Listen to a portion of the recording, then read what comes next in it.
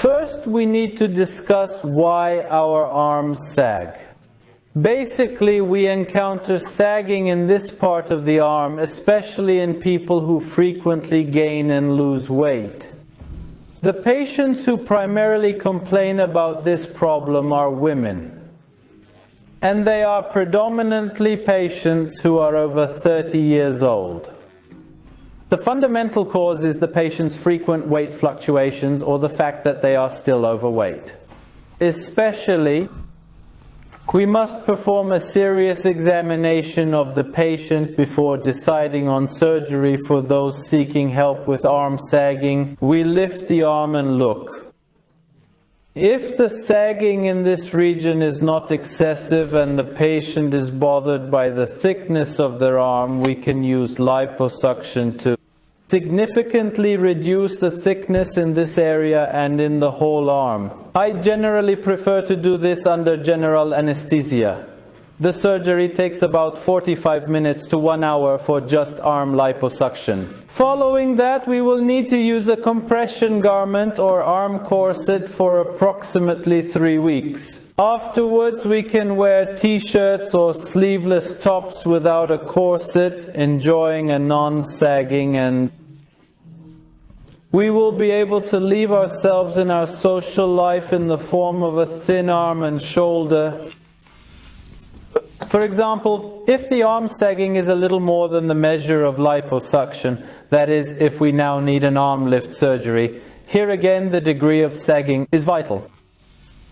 If the sagging is minimal, we can combine it with liposuction and using an incision made only in the armpit, we can gather the arm inwards like this. Since we will hide our incision in the armpit, patients do not have problems with the scar. However, sometimes we see patients who have gone from 150 kilograms down to 70 kilograms. They have essentially lost half their body weight. In that case, a classic arm lift is required. This involves an incision parallel to the armpit folds, and especially in this inner part of our arm.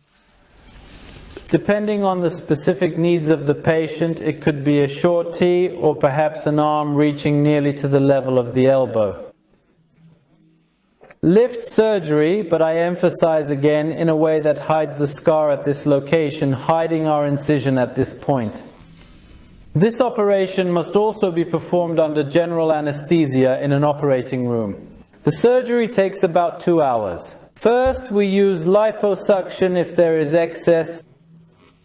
We need to get rid of the excess fat, and subsequently, according to the plan we will make, we must remove the excess skin in that area. And, like our other procedures in this arm lift, we will work to avoid scarring issues by closing the incisions with aesthetic self-dissolving hidden stitches.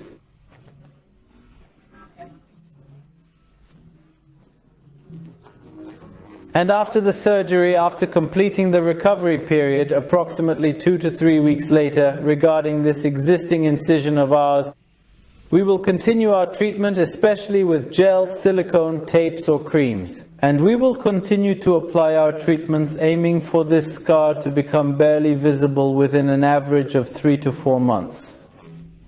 Following the arm lift, as with liposuction, we will need to wear an arm corset for approximately 3 to 4 weeks. The time for the final result and for swelling and the puffiness to subside varies on average between 1 to 2 months, depending on your body.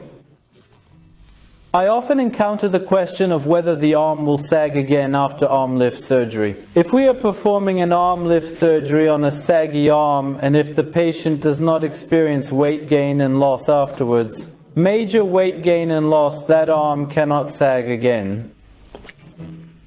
Therefore, you will not need to have this surgery again and again, and you will be able to wear t-shirts as you wish,